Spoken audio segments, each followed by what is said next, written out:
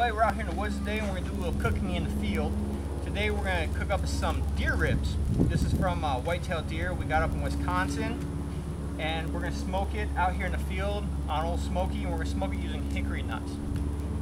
We already obviously prepared the meat, cut it down in rib-sized portions, and we rubbed it down with this Grill-Made Sweet and Smoky rub. The only thing we added to this rub was some coffee grounds, which work really good with wild game meat. We also have another set of just traditional pork ribs, and we just dressed them up with the sweet smoky rub as well. Now what we did was, after we obviously rubbed it, put it in the refrigerator overnight and just let it absorb into the meat a little bit.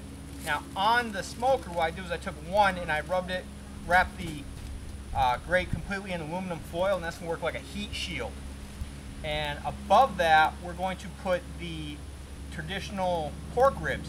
And as that fat from the pork melts, it's going to actually baste the deer ribs down below, adding a little bit more flavor to it. Now, as far as the actual smoke, we're going to get hickory smoke from using these hickory nuts. Now, hickory nuts are something that we have in abundance down here. They grow all over. We actually have a tree in our front yard as well, and we collect up these nuts. The nuts are just that. They're similar to like a pecan, and it's just more or less the hickory wood itself. And we're just going to put that in the smoker, and we're going to let that just kind of burn and smoke off, and it's going to add a really nice flavor to this meat.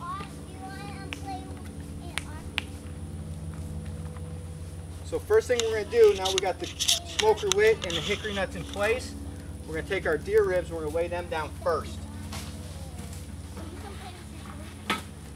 Getting them in there. Now we got the aluminum foil, like I said, wrapped completely around the grill grate, and now we have the pork ribs and we're going to set that on top. And as the heat moves up, it's going to cook that pork, and the fat in the pork, as it starts to render out of the meat, it's going to drip down and it's going to baste the deer ribs, which will keep them moist since they don't have a lot of fat on them anyway. And we're just going to cap that off. A couple hours later, we're going to come back and check it and see how we're doing. So, all right, so we've actually got the deer ribs off the smoker. They've been on for approximately 2 hours. And though they look a little dark, what you're seeing is the sugar caramelizing and the coffee grounds mixing with that. But actually, if you cut into them, they have the texture of like a good steak. You can see as I cut into this one, it's fully cooked all the way through. You can see where they're still very juicy. And if you bite into it, it's good. It's kind of got the, similar to what you're expecting with ribs, with like the pork and everything, but more of a beefy type flavor, but you're getting the undertones of that venison in there as well. Really good. Definitely a cut worth keeping on your next deer.